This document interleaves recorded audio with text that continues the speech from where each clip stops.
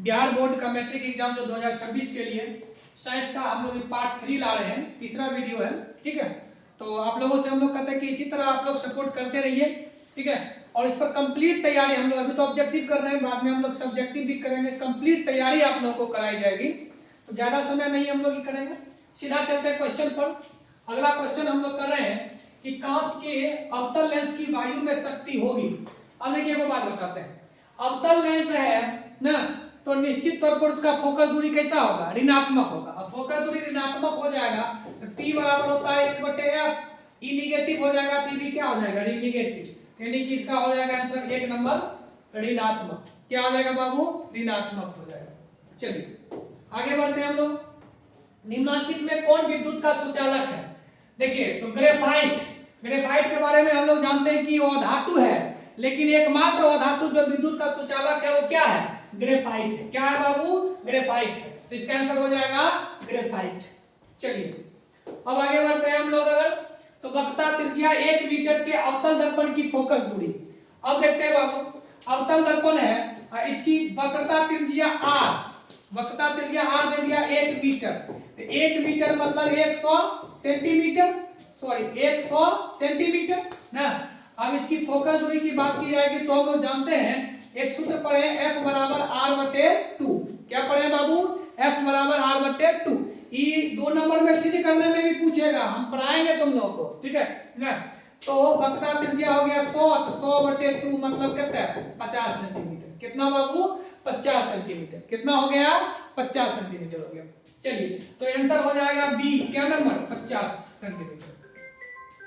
चलिए अब थोड़ा सा हम लोग देखते हैं कि ना, तो कहता है कि सघन माध्यम से विरल माध्यम में जाती हुई किरण अविलंब से विचलित हो जाती है। देखिए अब कह रहा है कि सघन से विरल, देखिए हम लोग जो प्रकाश के अपवर्तन में पढ़े बाबू ना, कि जब प्रकाश की किरणें सघन माध्यम से विरल माध्यम में जाती है ना, जब विरल से सघन में जाता है तो अविलंब की ओर मुड़ जाता है, और जब विरल से सघन में जाएगा, यदि जल से कांच में जाएगा ऐसे करके, तो यह विलंब से क्या होगा बुआ, दूर भागेगा। क्या हो जाएगा, दूर भाग जाएगा ना। ठीक है, तो कह रहा है इसमें कह रहा है विरल सघन माध्यम से विरल माध्यम, तो अविलंब से दूर, अगर विरल से सघन कहेगा तो अविलंब की ओर, तो इसका आंसर हो जाएगा अविलंब से दूर। अब देखिए अगला क्वेश्चन है कि विद्युत धारा उत्पन्न करने के लिए, विद्युत धारा जो उत्पन्न करता है जनित्र, या जिसको जनरेटर या डायनेमो भी कहिएगा आप लोग। एक क्वेश्चन आपको ये भी पूछेगा कि डायनेमो जो होता है ये कौन ऊर्जा में बदलता है, तो डायनेमो जो है वो यांत्रिक ऊर्जा को बदलता है किस ऊर्जा में, विद्युत ऊर्जा में। बाबू इसको याद कीजिए, ये पूछता है विद्युत ऊर्जा में। ठीक है, मोटर की बात अगर करेगा तुमको, तो मोटर जो है वो करता है विद्युत ऊर्जा को यांत्रिक ऊर्जा में। किस ऊर्जा में बाबू, यांत्रिक ऊर्जा में। क्यों, मोटर में हम लोग स्विच टिपते हैं, करंट देते हैं तब वो काम करता है, पानी खींचता है, या मोटर पंखा चलता है ना। ठीक है, तो इसको याद रखिएगा, डायनेमो जो है वो यांत्रिक ऊर्जा को विद्युत ऊर्जा में कन्वर्ट करता है, और मोटर जो है वो विद्युत ऊर्जा को कन्वर्ट करता है किस ऊर्जा में बाबू, यांत्रिक ऊर्जा में। तो इस प्रकार से हम लोग यहाँ पर देखेंगे कि इसका आंसर हो जाएगा, क्या हो जाएगा, जनित्र। क्या हो जाएगा बाबू, जनित्र। डायनेमो नहीं है, हाँ जनित्र। विद्युत धारा उत्पन्न कौन करेगा, जनित्र करेगा।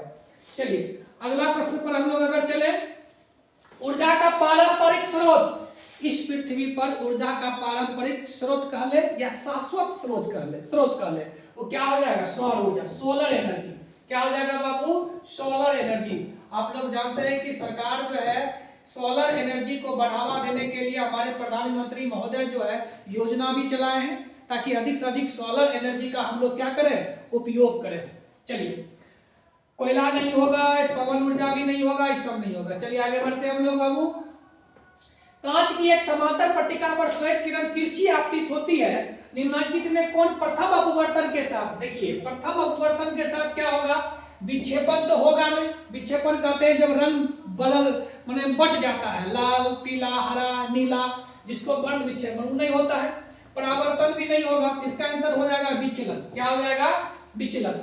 जब एक पट्टिका पर जब पड़ती है बाबू की पड़ता है तो क्या करता है, तो सघन से विरल में जाते, विरल से सघन में तो अभिलंब की ओर मुड़ जाता है ना, फिर दूसरा पर जाता है तो अभिलंब से दूर जाता है। तुमको पढ़ाएंगे हम लोग, बार बार फोन आता है।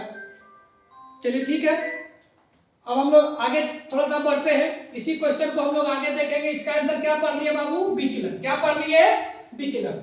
चलिए अब देखते हैं हम लोग, हमारे घरों में जो विद्युत आपूर्ति हो की जाती है वो क्या है। पहला बात जान लीजिए, कोई प्रत्यावर्ती धारा है, एसी करंट। कैसा करंट है बाबू, एसी करंट, अल्टरनेटिव करंट, जिसको हम लोग प्रत्यावर्ती धारा कहते हैं। क्या कहते हैं, प्रत्यावर्ती धारा, ठीक है।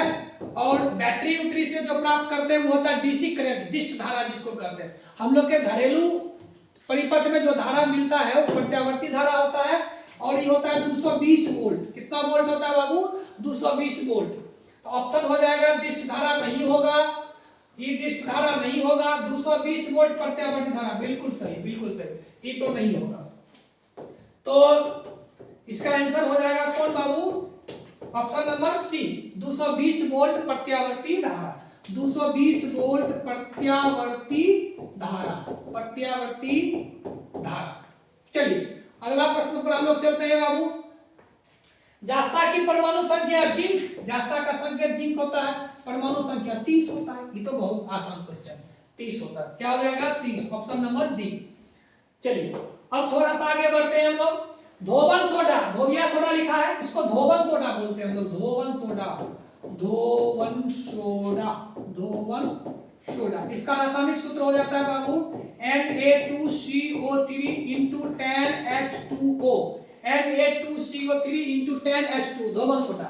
अगर इसी में तुम लोग कह देगा खाने का सोडा या खाबर सोडा, तो खाने का सोडा जो होता है इसका रासायनिक अनुसूत्र हो जाएगा NaHCO3 ना, इसको सोडियम बाइकार्बोनेट कहते हैं, इसको सोडियम कार्बोनेट कहते हैं, इसको सोडियम बाइकार्बोनेट NaHCO3, जिसका हम लोग बेकिंग इंडस्ट्री में करते हैं, बेकरी इंडस्ट्री में, बिस्कुट फैक्ट्री वगैरह में उसको खास्ता बनाने के लिए, मलाई बनाने के लिए हम लोग यूज करते हैं।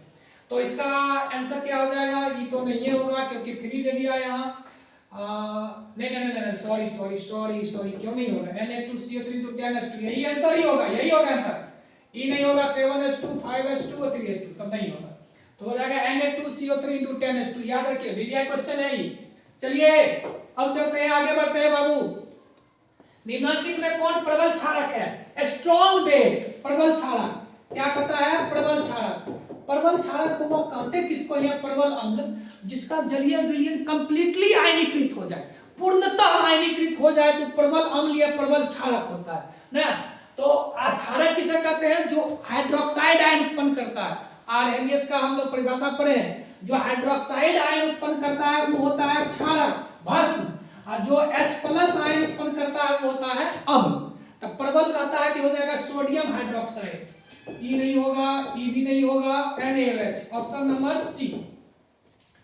क्या हो जाएगा, सी, सोडियम हाइड्रोक्साइड। चलिए दिख रहा होगा आप लोग। अब आगे बढ़ते हैं। हेमेटाइट किसका अयस्क है, ये तो सबको याद है कि आयरन का अयस्क। किसका अयस्क है, आयरन का ना। हेमेटाइट किसका अयस्क होता है बाबू, आयरन का। चलिए आगे बढ़ते हैं हम लोग। सल्फाइड अयस्क का सांद्रण निम्नलिखित में से किस विधि के द्वारा करता है। सल्फाइड अयस्क जैसे कि कॉपर का अयस्क होता है, copper pyrite CuFeS2, Cu2S, copper glass, cuprite, ये सब जो है कॉपर का अयस्क है।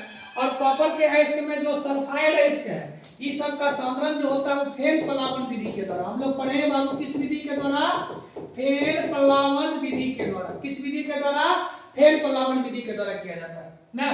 तो ये दर्पण विधि नहीं होगा, हाथ से चुनकर भी नहीं होगा। निस्तापन जो होता है वो कार्बोनेट अयस्क का किया जाता है। अगर इसी में हमको पूछता कि कार्बोनेट अयस्क का सांद्रण किस विधि के द्वारा करता, कार्बोनेट मतलब जैसे कि ZnCO3 हो गया ना, ठीक है, CaCO3 हो गया, इसका सांद्रण हो जाएगा तुमको निस्तापन के द्वारा ना। सॉरी ये ऑक्सीजन में बदल, इसको जब हम लोग ऑक्साइड में बदलने के लिए यूज करेंगे, किसमें, ऑक्साइड में ना, ठीक है। तो ये जाएगा, इसका आंसर हो जाएगा कौन, फेन पलावन विधि। कौन विधि हो जाएगा बाबू, फेन पलावन विधि। कौन विधि हो जाएगा, फेन पलावन। सल्फाइड अयस्क का सांद्रण किस विधि के द्वारा किया जाएगा, फेन पलावन की विधि के। सल्फाइड अयस्क को ऑक्साइड में किस विधि के द्वारा बदलेंगे, तो उसका आंसर हो जाएगा जारन। कार्बोनेट एस को ऑक्साइड में किस विधि के द्वारा बदलेंगे, तो उसका एस हो जाएगा क्या, कार्बोनेट एस। क्या हो जाएगा बाबू, कार्बोनेट एस। चलिए और आगे बढ़ते हैं हम लोग बाबू। इसमें देखिए तो 2Zn plus O2 equal to 2ZnO zinc oxide किस प्रकार के, देखिए ये ऑक्सीकरण है, इसको हम लोग ऑक्सीडाइजेशन बोलते हैं या ऑक्सीकरण, इसी को ऑक्सीकरण बोलते हैं, ऑक्सीकरण।